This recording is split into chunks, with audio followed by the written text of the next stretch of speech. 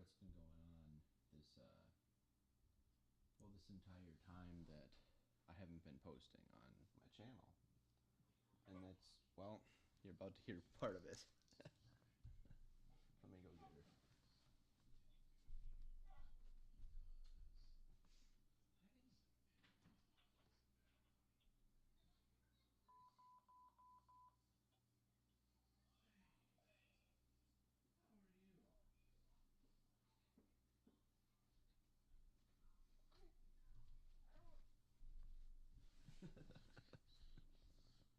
Me and my girlfriend actually had a baby, and this is her. I actually have been working on raising her and trying to launch this new plugin of mine. Let me actually go into here. What I want to do, I want to go into Ableton. We're going to launch Ableton, and we're going to go in there, and I'm going to show you the new plugin. Let me just see. Let's do well, let's do something that's actually going to like work with the new plugin. Okay. So let's do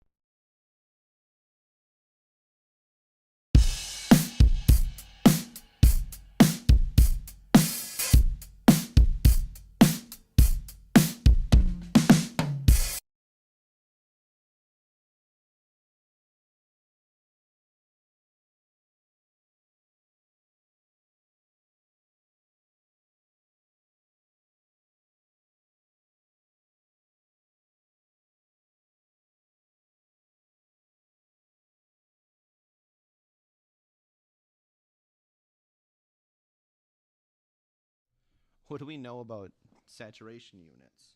Well, they're nonlinear, so they saturate at an exponential level the harder you hit them. So if you're hitting them harder, right, they're going to saturate more. What happens if you hit them harder in just a certain area of the frequency spectrum? Well, those frequencies are going to be exponentially saturated. It's just a mathematical benefit that you're adding.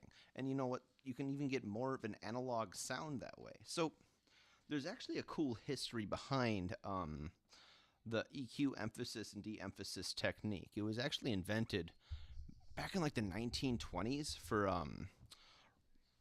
encoding records, cutting vinyl records. What they would do is they would decrease the bass with a shelf by a very significant amount, and then they would boost the treble by even a larger amount, because what happens when cutting vinyl is the bass makes really deep, wide grooves, which would cut into the playback time of the record and efficiency of playback too. Sometimes the needle would skip, so they would lower the bass to basically get a better efficient playback and fit more on the actual vinyl record itself. And the other problem is vinyl has like a really high noise floor, and it's mostly in the top end. So they'd boost the treble going into the vinyl. So the vinyl by itself, without the inverse filter applied, would actually be very, very crappy sounding. But when you apply the inverse filter, the noise floor goes down just as much as you boosted the treble in the beginning. So because you're taking the treble away now. So that's where it started back in like the 1920s. As far back ago as that. And it was used for years to cut records. But I guess somebody somewhere with stepped EQs back in the 70s, it kind of got new life brought into it. It's kind of a mixing tool. And you could kind of set your analog EQs up after you set your flavor of distortion on your saturation unit and kind of pick where you wanted your saturation and scan both of the stepped EQs at the same time. You'd have to be a stepped EQ because there were fixed points that the EQs could be placed at. So that's kind of the history of it. But when computers came along, it kind of got lost, and you don't have two mouses to kind of, do the same thing. And then again, you wouldn't be in the same spot anyways. It wouldn't be as accurate. So it got very hard to do that. Until now, my plugin kind of changes all of that, and it sounds incredible. It's got a 14-day trial. You can just go on my website, try it, and buy it. It's great. The link is in the description, actually. I'm pretty sure I put it in there before I did this. Anyway, long story short, I want you to go out and try this plugin. If you don't like it, that's cool. You don't have to buy it. It's just a trial. You know what I mean? Anyway, thanks for watching this stream. I'm going to get her some food now, okay? Because her mama is at work.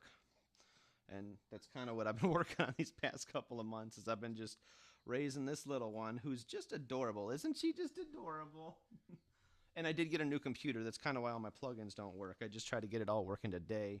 And that's kind of been the stranglehold on why I haven't been posting as much. I'm not, as you can see, I'm not even in my studio. I'm at home right now on the couch with a mic set up. It's kind of a janky setup, but I like it. I get to spend time with my family and work on a bunch of mixes at home.